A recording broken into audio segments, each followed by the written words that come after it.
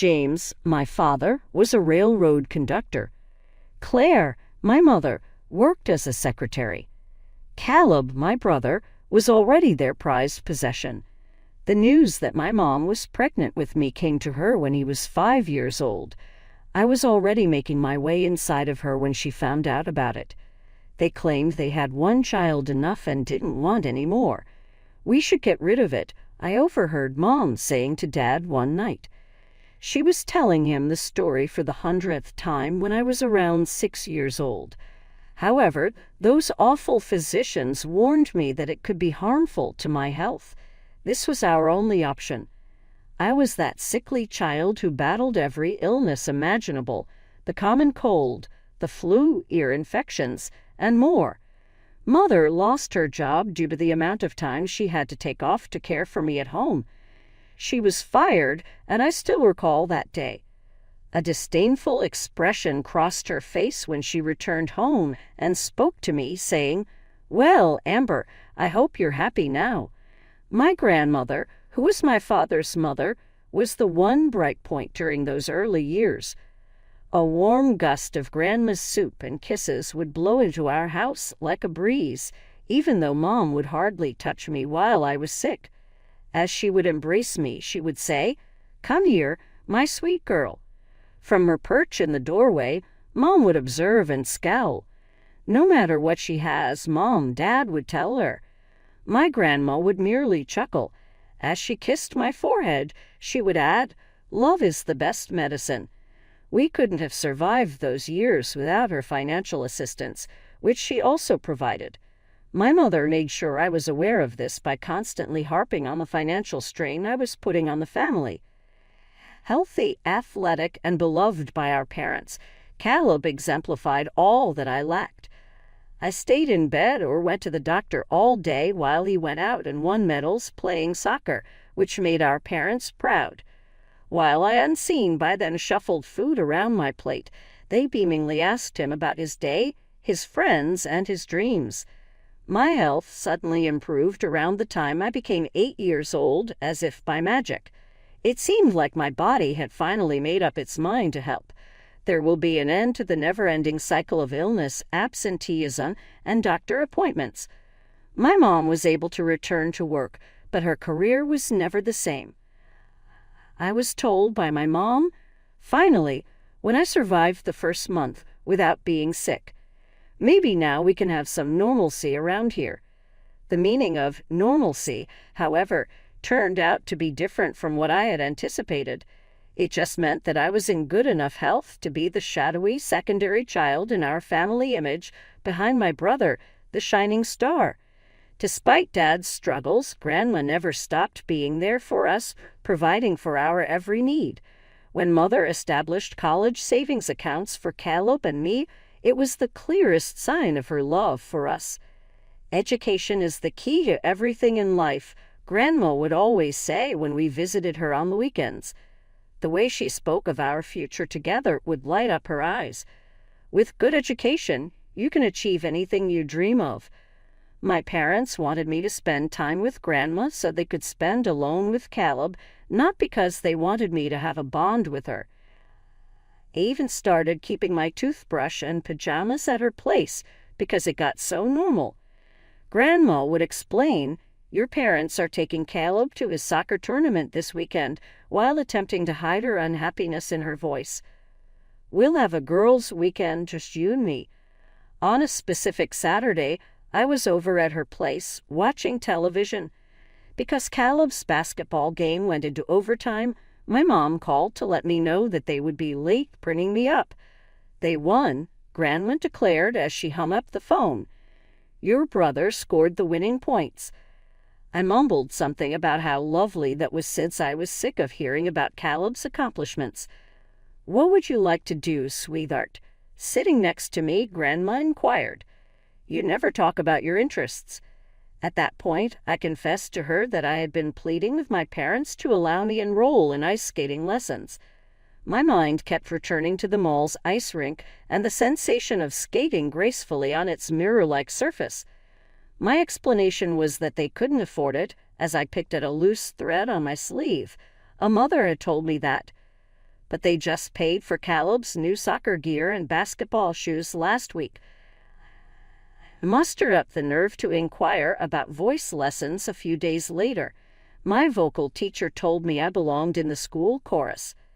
Mom added, "Honey, we spend all our extra money on your brother's activities," without taking her eyes off her phone. In athletics, he is demonstrating great potential. He has to have his future invested in. But Grandma set up education funds for both of us. I countered, "Couldn't we use some of that?" When Dad entered, he spoke with a stern tone. "Amber, you will use that money for college. These events are necessary for Caleb's college applications. Are you aware of that?"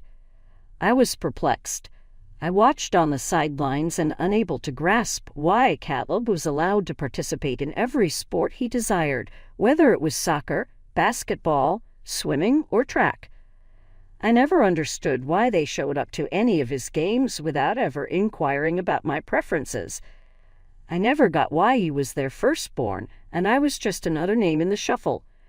From elementary school until middle school, the trend persisted. Caleb always ended up winning whenever we had to choose between his plans and mine. At Grandma's place, I would do my homework alone as they sat in the bleachers, cheering for him and sharing their proud parent moments on social media.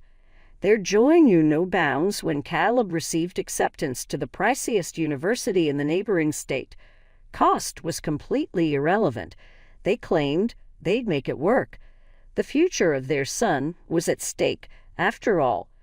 Mama gushed, "We're so blessed to have such a brilliant boy," at his farewell celebration. "He's going to do amazing things." As I stood in the corner, clutching an unappealing plate of cake, I beheld their adoration for him. Mom snapped pictures for Facebook as Caleb and his dad were smiling broadly, with Dad's arm around Caleb's shoulders. Weekend visits followed. It was routine for them to load up and travel 6 hours to see him every other weekend. I would spend my weekends at Grandma's house, glued to my phone, observing their exciting social media posts because I was never invited. Photograph after photograph and video after video. Caleb, his parents, and Dad out and about in the city, enjoying meals and football games. As a trio, they appeared content and whole. Weekend with our pride and joy, and the subtitles were the worst part. Best son ever. Making memories with the light of our lives. Family time with our only hope for the future. After what felt like an eternity, I finally snapped. I approached them as they were preparing for another weekend excursion to visit Caleb. "Why do you pretend I don't exist?" I inquired, my voice quivering. "You leave me out of your posts and you never include me in your adventures. You feel as though I'm not needed here." From her suitcase, Mom hardly raised her eyes. "There you go again, always complaining. It's not that I'm unhappy. All I'm doing is—" "You should be thankful you're even here," she interrupted me, her voice acerbic. "Or did you forget I wanted to have an abortion?" I felt a slap from the words. While Mom uttered some terribly hurtful words to their daughter, Dad remained there, fiddling with his phone as if nothing had happened. At that moment, everything fell into place. I had spent the last several years seeking a more profound justification for their treatment of me. Perhaps they were worried about their finances. Perhaps having 2 children was too much for them. Perhaps they were unsure of how to equally love each child. But no, there was an easier way to put it. It was simple. They disliked me. I was unwanted by them. That was never the case, and it never will be. I was the kid they had no choice but to have, the one who shattered their idyllic 3-generation family. What a blunder they were stuck with. I felt a part of me crumble as I stood in our living room and watched them get ready for another weekend with their only child, or so they thought. Contrary to my expectations, the agony wasn't as severe. Rather, it felt as if a chain were to shatter, releasing me from the overwhelming desire to win their affection. Like all of Caleb's other milestones, his 20th birthday was a huge deal. Not only did his parents drive all the way to his college town, but they also made arrangements for him to bring his closest high school pals with him. A whole restaurant was reserved for their enormous surprise celebration. "That weekend, you'll be spending time at Grandma's," Mom told me without even feigning curiosity. "We'll be too busy with the party arrangements." The entire event was streamed live on Instagram, so I was able to see it all. While Caleb entered the restaurant, his college friends cheered, and Dad gave an emotional statement about how proud he was of his only kid every day. Mom was busy with her customary social media coverage, making sure to catch every moment. This time, though, when I sat on Grandma's couch and watched it all on my phone, something seemed different.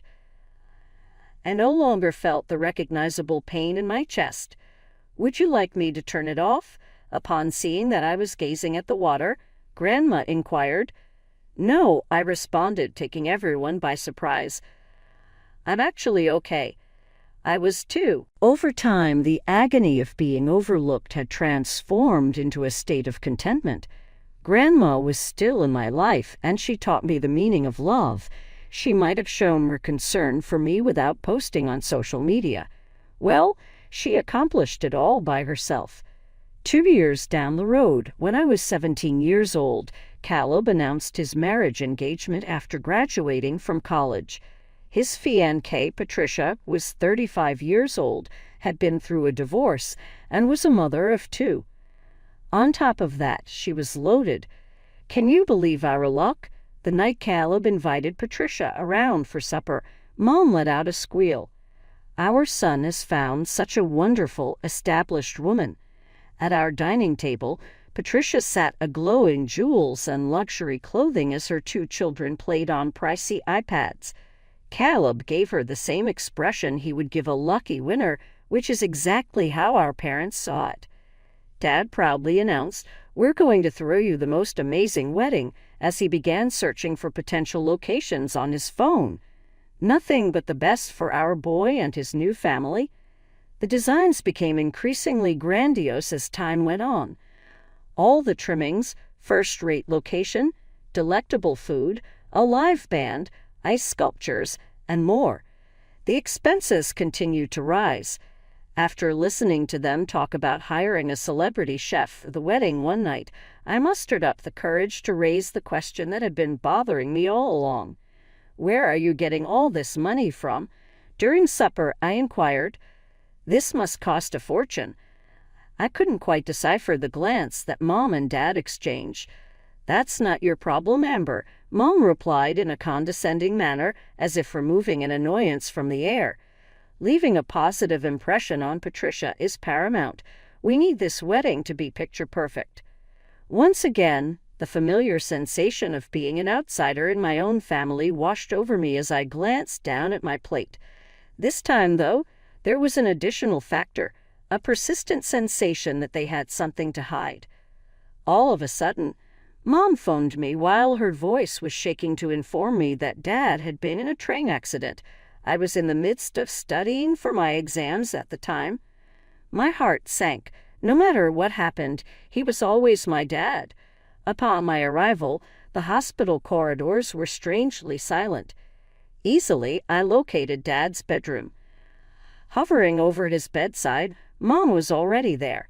With a face that was bruised but not badly hurt, Dad was awake and propped up against some white cushions. His thumb drew restlessly across the screen of his phone, and his gaze remained riveted on it. "Hi, Dad," I whispered. Upwards, he scarcely looked. He asked Mom, "Has Caleb called?" regardless of my presence. "Not yet, my darling," Mom said. "I'm sure he will soon."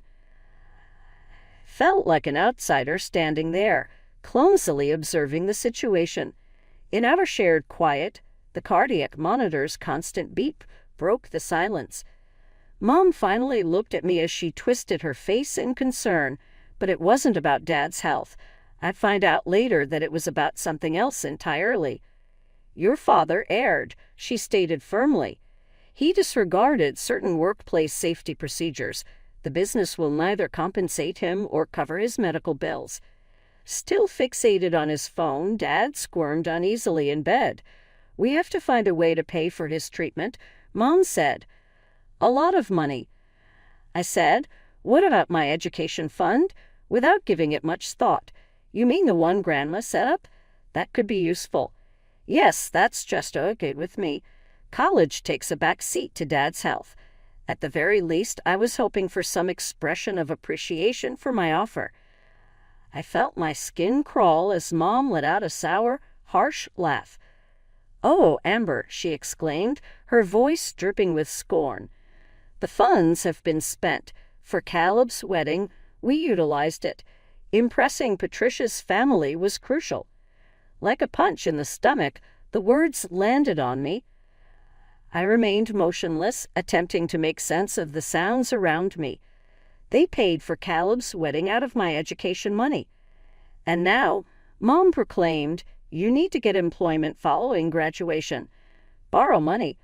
Please chip in so that your dad can get the care he needs." I glanced up at my parents, the ones who were meant to love and protect me, while the fluorescent lights hummed overhead.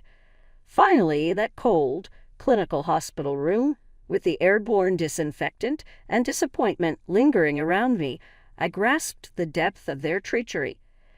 "How could you spend my education money?" Despite being in a medical facility, I raised my voice and demanded, "You didn't get to spend that. My grandma donated it to you so that I might use it in the future." The expression of disdain on Mom's face hardened into one I'd seen countless times before. On this occasion, though, I refused to back down. "You have no right to demand answers from us," she yelled. "Not a single one. The fact that you are alive and able to inquire is a blessing. Also, did you forget that I wanted to have an abortion?"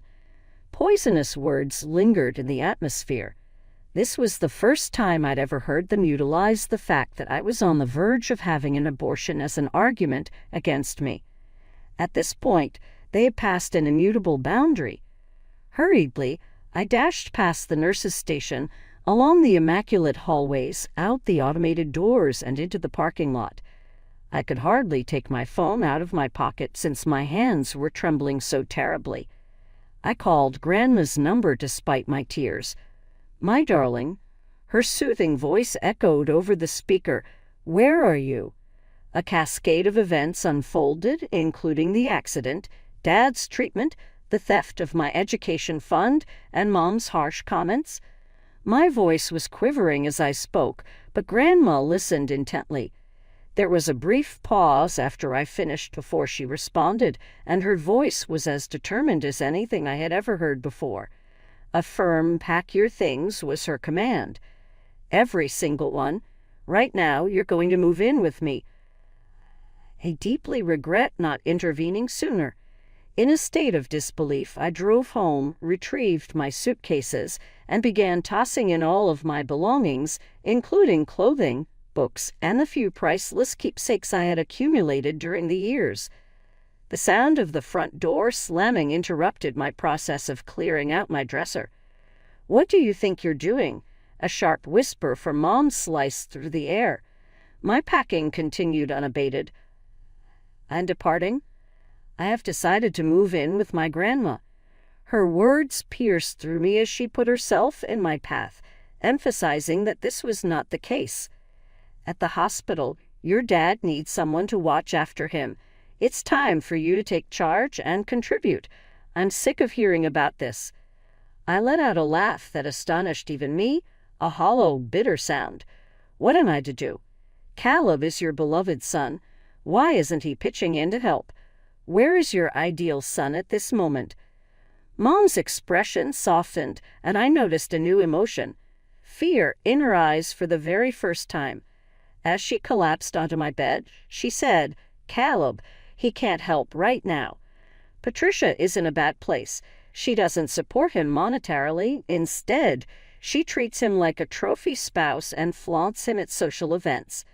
She took a cautious breath in. "Right now, she's threatening to kick him out. He has nowhere else to turn. Until he secures employment, he must return to his hometown." A job, I felt compelled to sneer. Caleb has never labored in his entire life.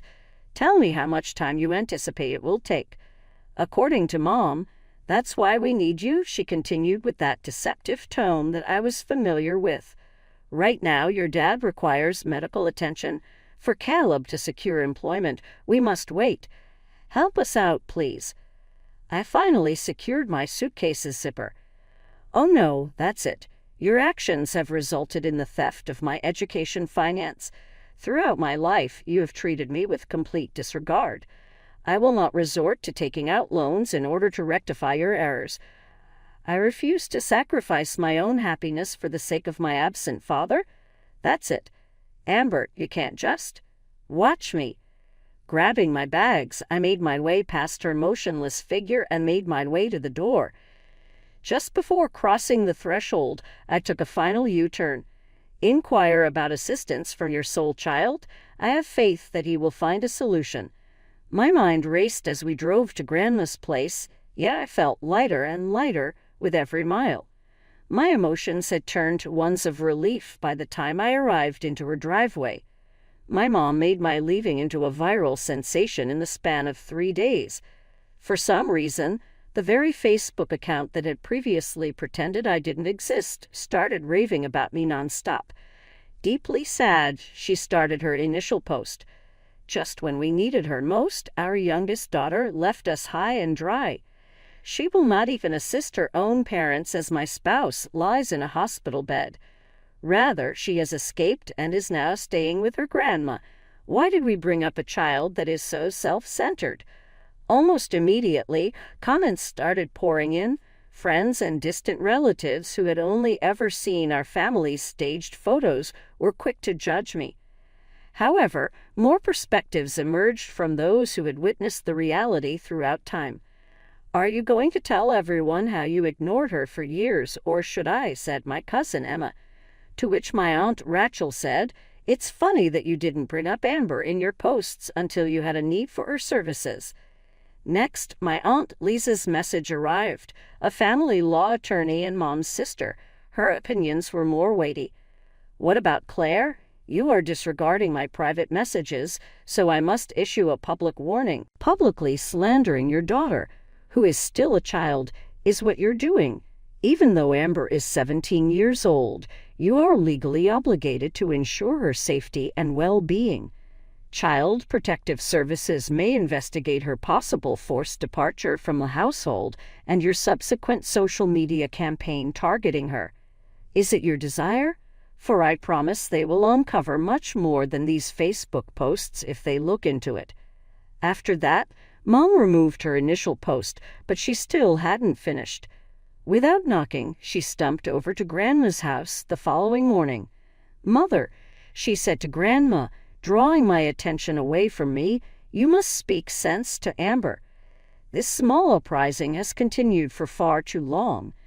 Deliberately and slowly, Grandma placed her coffee cup down. Never before had I seen her so serious. Rebellion? She whispered softly.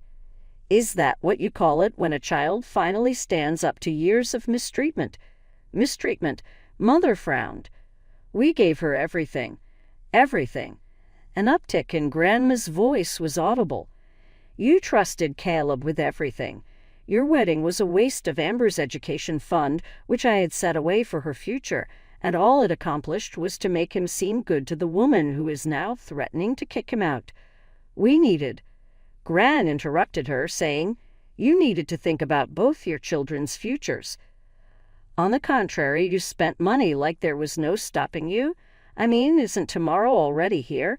No way will I be the one to foot the bill for James's medical care.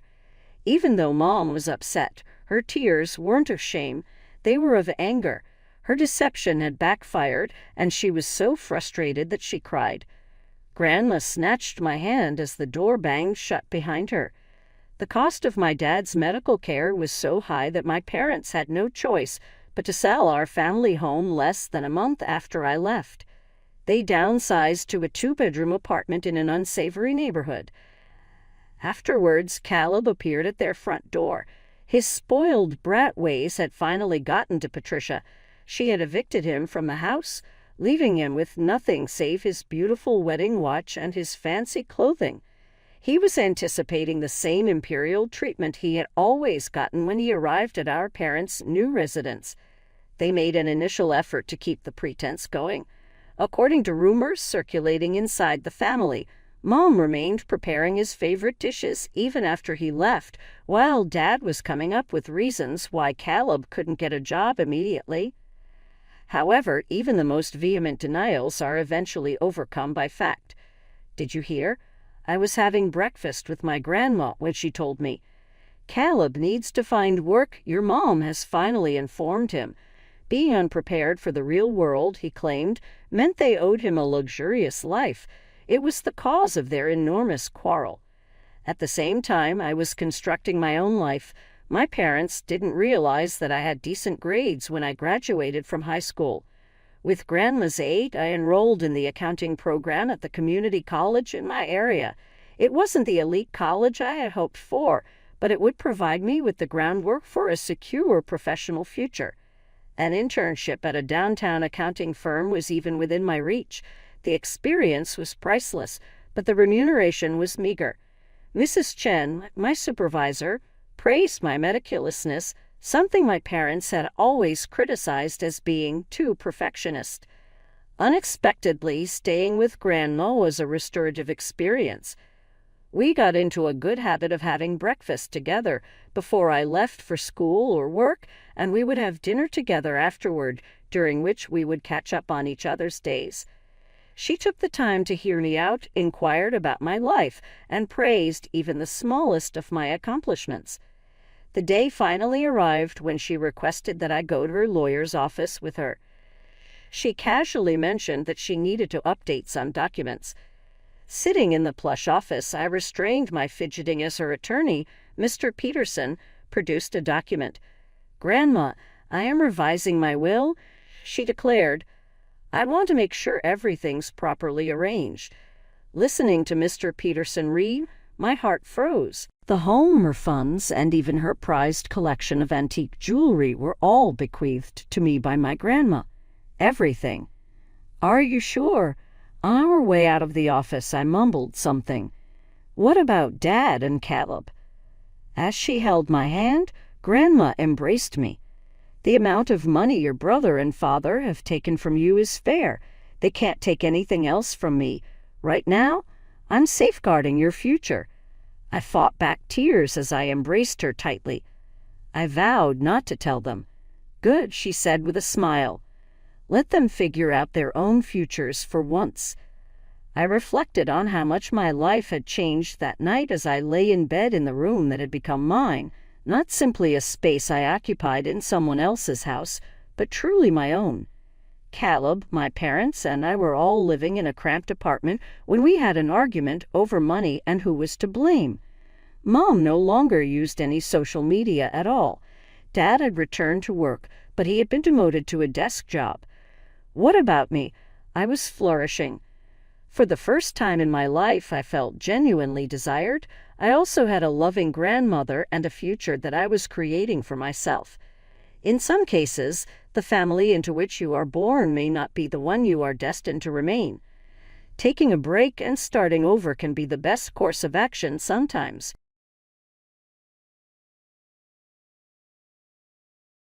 Hi, I'm Maria. Growing up in a cozy suburban home, I always felt overshadowed by the towering presence of my older sister, Mary. Our parents adored her, hanging on her every word, while I was just the other daughter. One fateful night, Mary's jealousy took a dark turn.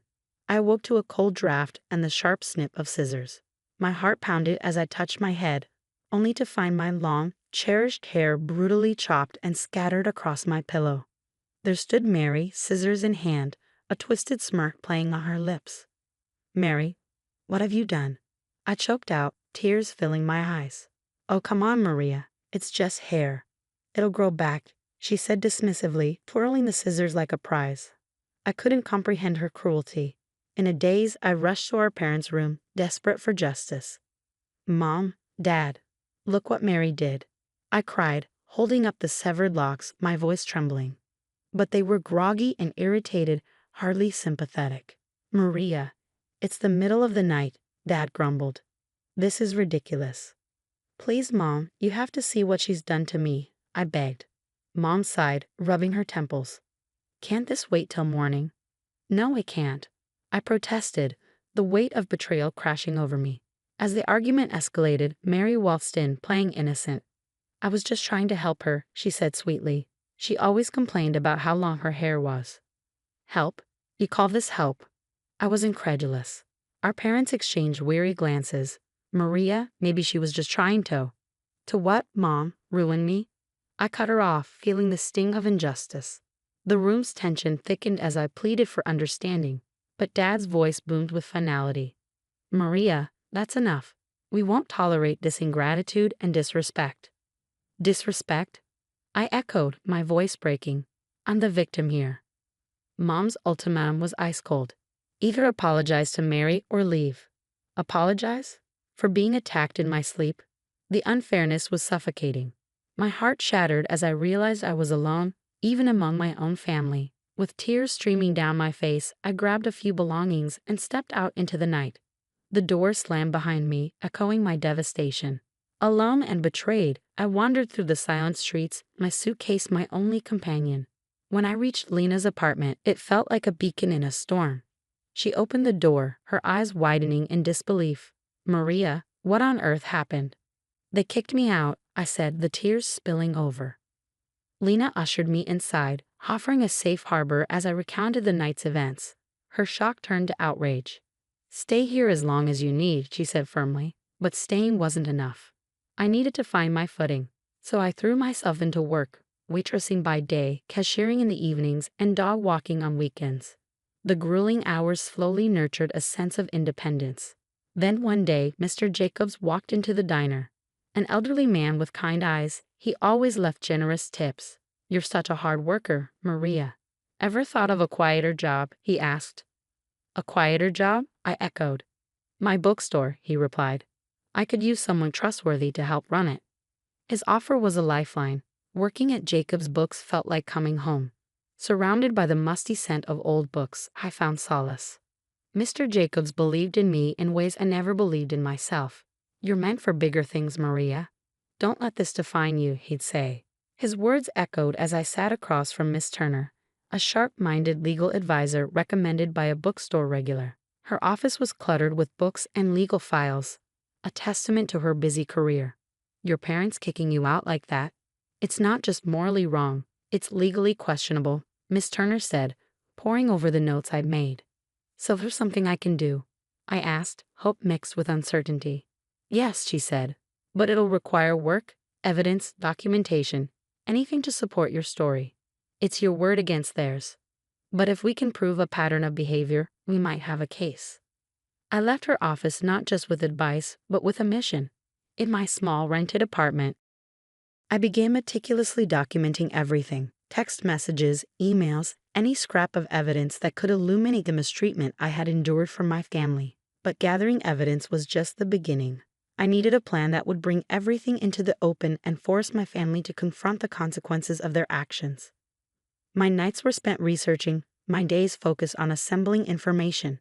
I reached out to old friends and neighbors, carefully building my case. Each piece of evidence was like a brick in the fortress I was constructing. Document everything. Leave no stone unturned, Miss Turner advised in our weekly meetings. So that's exactly what I did. As my plan took shape, I felt a transformation within me. I was no longer just a victim of my circumstances. I was the architect of my destiny. The girl who had been cast out was now ready to stand her ground. I was determined to bring the truth to light, no matter what it took. Months of preparation led to this moment. My plan was meticulous. Every detail had been carefully thought out. The evidence against my family was compiled, a blend of solid proof and strategic tactics. I started with Mary. She had a knack for twisting reality, especially on social media, where she curated her perfect life. I monitored her posts, knowing her image was her greatest pride. Mary loves the spotlight, I murmured to myself. Let's give her a show.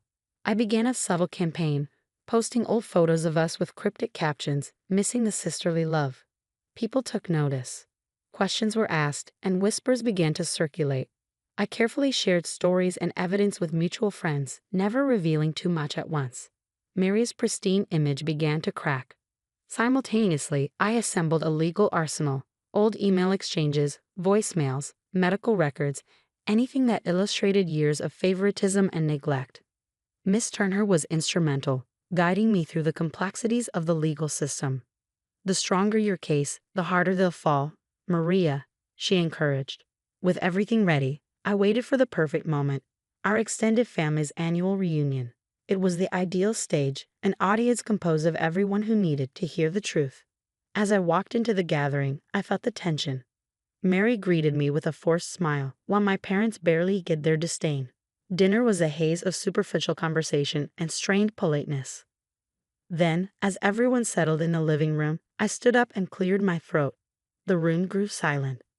"I have something to share," I began, my voice unwavering. I recounted the hair-cutting incident, the years of neglect, the night I was thrown out. With each word, the tension in the room thickened. My parents and Mary sat frozen, their faces a cocktail of fear and anger. "Maria, what is this nonsense?" Dad spluttered. "It's not nonsense, Dad. It's the truth." I held up the evidence: photos, emails, testimonies. The reality laid bare sent the room into chaos. Disbelief and outrage erupted. "Mary, how could you?" one aunt exclaimed. "Maria, why didn't you ever say anything?" a cousin asked, aghast. Amid the uproar, I made a call. "Miss Turner," I said, my voice steady. "It's done. They know everything." "Good," she replied. "I'll take it from here." As the night unraveled, the facade of my perfect family crumbled.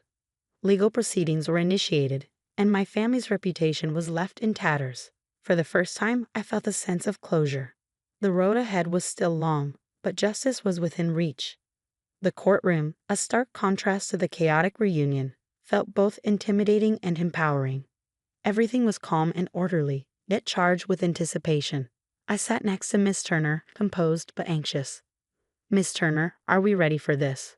I whispered. "We've been ready, Maria. Today justice will be served," she replied, giving me a reassuring smile. As the judge called the court to order, the silence was deafening. Miss Turner began our case with a calm, confident precision, presenting the emails, the photos, the testimonies. Each piece of evidence drove a nail into the coffin of my family's lies. My parents and Mary sat next to their lawyer, their faces reflecting a mixture of anger and fear. Mary cut her hair in her sleep. Miss Turner recounted firmly, and when Maria sought support from her family, she was thrown out like a criminal. The judge listened intently, occasionally nodding as the story unfolded, gripping the courtroom. When it was my family's turn, their lawyer attempted to minimize the events, dismissing them as ordinary family disagreements. "It's just sibling rivalry," he argued. "Sibling rivalry?" I blurted out, unable to contain myself. "They left me homeless." The judge cautioned me to remain quiet, but I could see a hint of sympathy in his eyes. The proceedings dragged on, yet with every word spoken, the truth became increasingly undeniable. In the end, the judgment was swift and just. My parents and Mary were found guilty of emotional abuse and wrongful eviction. The sound of the gavel striking was like music to my ears. Outside the courtroom, I was greeted by a crowd of supporters and curious media. The story had resonated with the public, a tale of family betrayal and a battle for justice. "Maria, how do you feel about the verdict?" a reporter asked. "Relieved," I replied, feeling the weight of years finally lifting off my shoulders. "And hopeful. This isn't just my victory. It's for anyone who has ever faced family injustice." In the weeks that followed, I turned my story into a force for change. I spoke at events, joined support groups, and worked alongside Miss Turner to assist others who were grappling with similar family legal issues. My life had taken an unexpected path, but I embraced it wholeheartedly. From the depths of despair, I had emerged stronger, more determined, and empowered. I found peace not just in the justice that was served, but in the knowledge that my story could inspire and uplift others. My family faced the consequences of their actions. Their once perfect image was shattered. I didn't rejoice in their downfall, but I did feel a sense of closure. Looking forward, I knew the road wouldn't always be easy, but I was prepared for whatever lay ahead. The toxic people in my life have faced their karma, and I, Maria, have found my triumph. And now, I have a question for you. If you were in Maria's position, would you have chosen to legally confront your family, or would you have sought a different path to find closure and move on? This choice is full of emotional and moral complexities. What would you do and why? I'd love to hear your thoughts, so please share your opinions in the comments.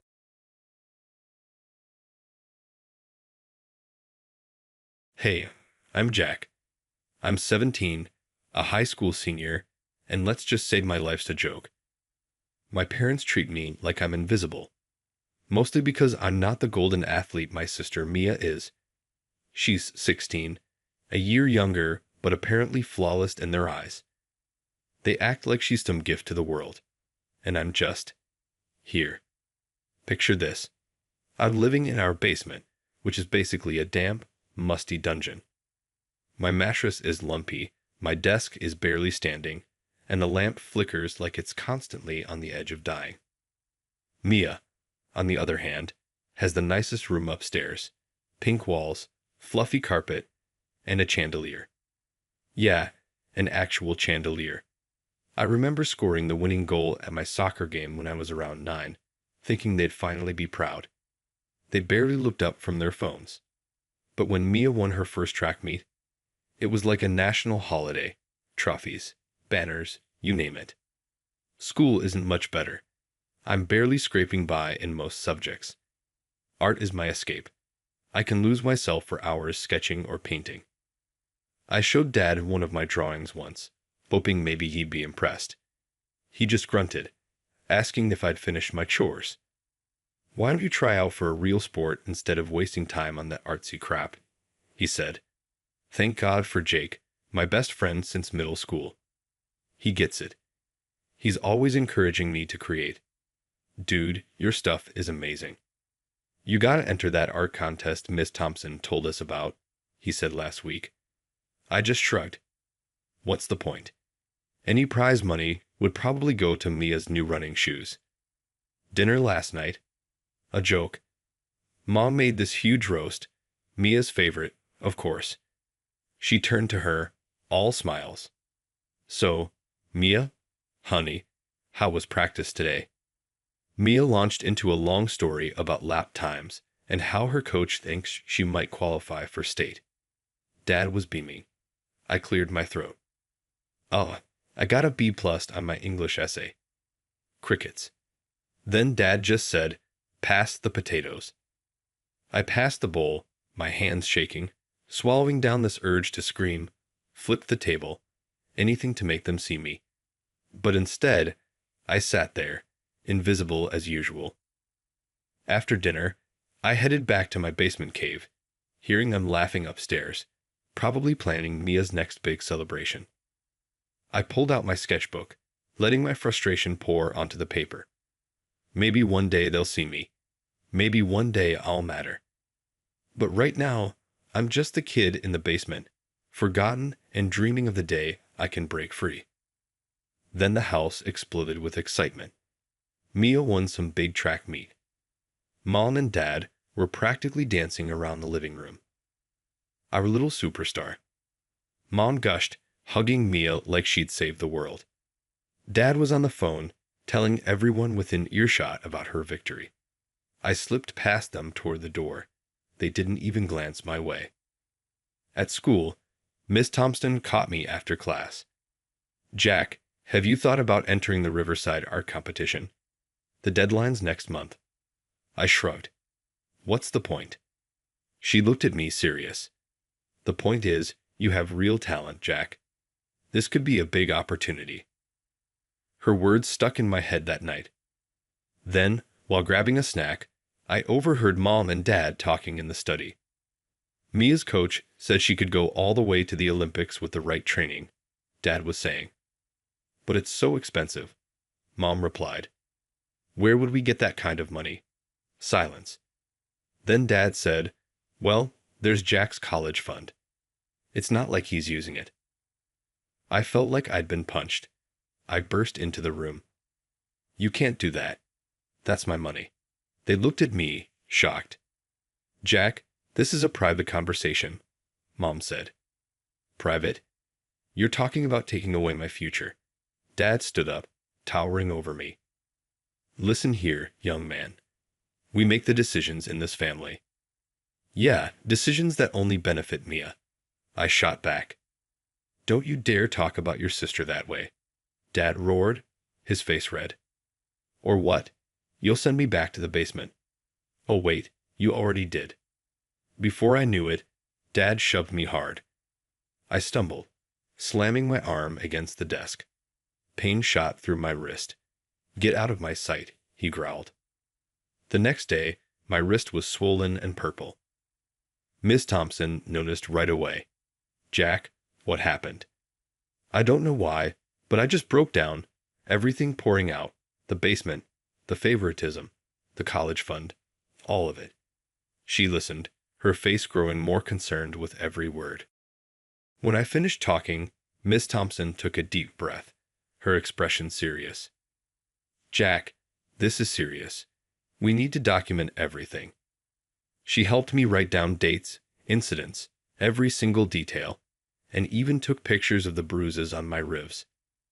We might need this, she said quietly, just in case.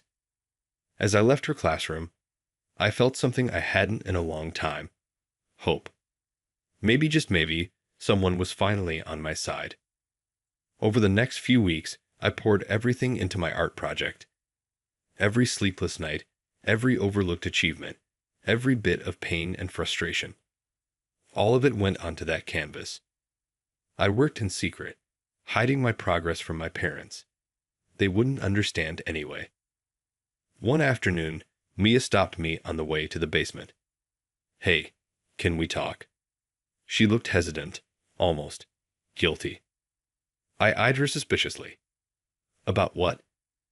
I've been noticing how Mom and Dad treat you. It's not fair, she said, her voice soft. I let out a bitter laugh. Oh, you're noticing now? After all these years? She looked away. I'm sorry. Save it, Mia. You've had plenty of chances to speak up. Enjoy your golden child status. I pushed past her, ignoring the hurt look on her face. Too little, too late. The next day, Jake came over, a backpack full of tiny cameras. He held one up. You sure about this, man? I nodded, determined. Miss Thompson says we need solid evidence. It's the only way. We set up cameras around the house, one in the living room, another in the kitchen, and a hidden one in my basement room. It felt wrong, but I was desperate. Then, a few days later, disaster struck. I came home to find Mom and Dad standing in my basement, surrounded by shredded pieces of my artwork. What is this garbage? Dad bellowed, holding up scraps of my contest piece. It's not garbage. It's my art. I yelled back, voice shaking. Mom shook her head. Art won't get you anywhere, Jack. We're doing this for your own good. I watched, numb, as they destroyed months of work. Tears streamed down my face, but they didn't even notice. The next day, I told Miss Thompson what happened. Her face hardened, her eyes fierce. This ends now, she said. She reached into her drawer and pulled out a key. Here, it's for the art supply closet. You can work here after school. I'll make sure no one disturbs you. For the next 2 weeks, I threw myself into recreating my piece. This time, it was darker, more raw. I painted a boy trapped in a glass box, watching his family laugh and celebrate on the other side. The boy's face was a mask of pain and longing. Meanwhile, the cameras at home kept rolling. They caught everything. Every dismissive comment, every ignored plea for attention, every moment of favoritism toward Mia. Jake helped me compile the footage, and my stomach churned as I watched my life play out on screen. Dude, this is messed up, Jake whispered, shaking his head. I nodded, my face grim. Yeah, but now we have proof. The night before the contest deadline, I finally finished my piece. Miss Thompson gasped when she saw it. Jack, this is incredible. It's so powerful. I stared at the canvas, at the raw expression of my truth. You think it has a chance? I asked quietly. Miss Thompson squeezed my shoulder. More than a chance. This could change everything. The day of the contest arrived, and my stomach twisted with nerves. I stood by my painting as judges and visitors passed by. Some stopped, staring at it with wide eyes. Others looked away, uncomfortable. Then, over the loudspeaker, I heard, "First place goes to Jack Anderson." I couldn't believe it. Me, first place. As I accepted the award, cameras flashed, and a reporter approached me. "Can you tell us about your piece?" I took a deep breath. It's about feeling invisible in your own home. About being pushed aside and forgotten. The reporter's eyes narrowed. Is this based on personal experience? I nodded, my voice barely steady. Yes, it is. That's when everything exploded. My story was everywhere. Local news, social media. Headlines screamed. Talented artist exposes family neglect. A few days later, Child Protective Services showed up at our house. A few days later, I handed over the video evidence Jake and I had collected. The CPS worker's expression grew darker with each clip. When it ended, she looked at me, her eyes full of sympathy. "This is serious, Jack. You've been incredibly brave." My parents were in shock. They couldn't believe the image of their perfect family was unraveling. Mom burst into tears. "How could you do this to us?" she wailed. Dad was more direct. "You ungrateful little." But he was cut off by the CPS worker. "Sir, I suggest you remain silent." The next few weeks were a whirlwind of interviews and court dates. My parents faced charges of neglect and emotional abuse. The look on their faces when the judge announced the verdict, guilty on all counts, was something I'll never forget. The court decided I should live with my Aunt Lisa and Uncle Tom, Mom's sister and brother-in-law. They were nothing like my parents. They helped me set up a real bedroom. No basement this time. "You're safe now, kiddo," Uncle Tom said, ruffling my hair. Aunt Lisa added, "And we're so proud of you." Those words, I'd waited my whole life to hear them. 2 years flew by. I'm in art school now, on a full scholarship. My work's been displayed in a few galleries, and I've even sold some pieces. Life's good. As for my parents, last I heard, they were struggling. Dad lost his job when the story broke, and Mom's perfect mother reputation shattered. They tried to reach out, but I'm not interested. Mia reached out recently, too. She's in college now and even gave up track. She said she wants to reconnect, to make things right. I thought about it for a long time before replying. "I'm glad you're doing well, Mia, but I'm not ready for a relationship. Maybe someday, but not now. Take care." When I hit send, I felt a weight lift off my shoulders. For the first time in my life, I was putting myself first. My art, my dreams, my happiness. That's what matters now. Looking back, that scared kid in the basement feels like a different person. I made it out. I survived. And now I'm thriving. That's the best revenge of all. So here's my question for you. If you were in my shoes, would you ever forgive Mia? She knew what was happening, but stayed silent for years. Now she wants to reconnect. Is it too late for second chances, or should family always get another shot? Drop your thoughts in the comments below.